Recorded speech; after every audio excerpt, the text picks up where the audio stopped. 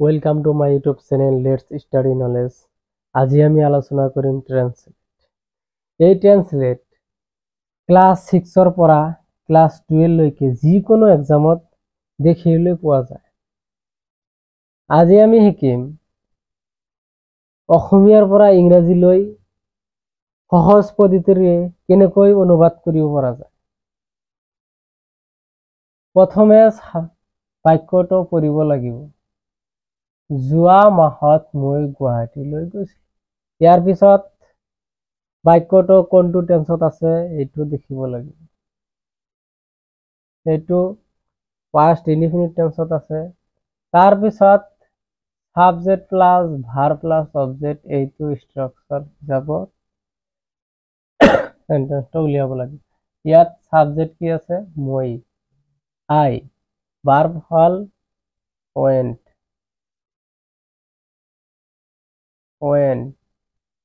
Two কত গৈছিল? গুৱাহাটীলৈ গৈছিল। গুৱাহাটী হ'ব object, Guwahati. I went to Guwahati last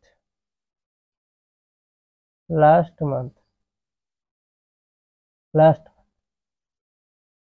দুই নম্বরে ইয়াত দিয়া আছে তাত মোর মা দেউতা আছে। এইটো কোন টেন্সত আছে? প্রেজেন্ট ইনডিফিনিট টেন্সত আছে। ইয়াত সাবজেক্ট হল দেউতা, মোর মা দেউতা। মোর মা দেউতা হল ইয়াত subject. My parents,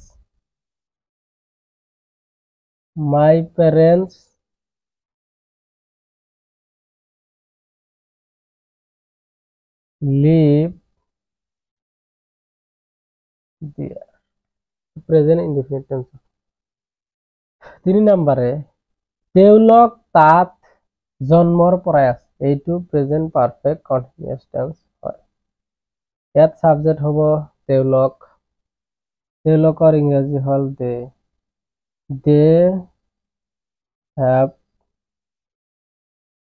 they have been living, subject hall living, they have been living there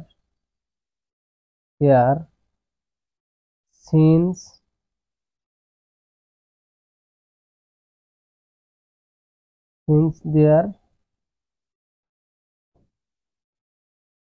their birth, জন্মৰ পৰাই।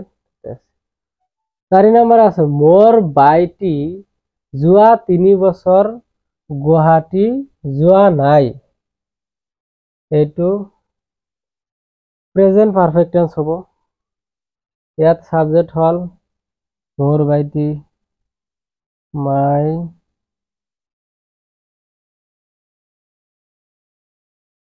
my younger brother,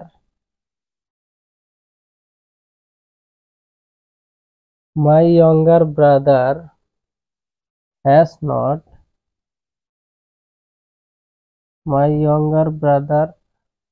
not been Guwahati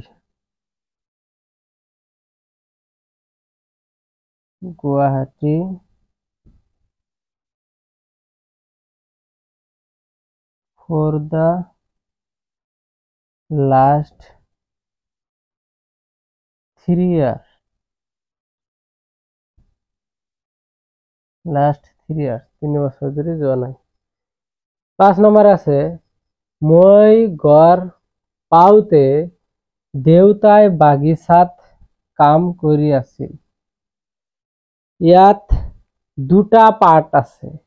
মই ঘৰ যাওঁতে এইটো হল এটা পাৰ্ট আৰু দেউতাই বাগিচাত কাম কৰি আছিল এটা পাৰ্ট। এটা পাৰ্ট হল past indefinite tense আৰু এটা past continuous tense।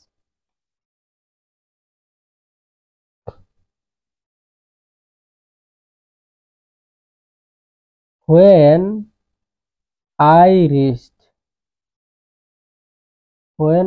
reached home, এইটো past indefinite tense হ'ব আৰু এটা হ'ব past continuous tense।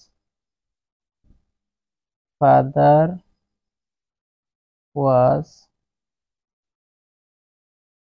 was working in the garden. In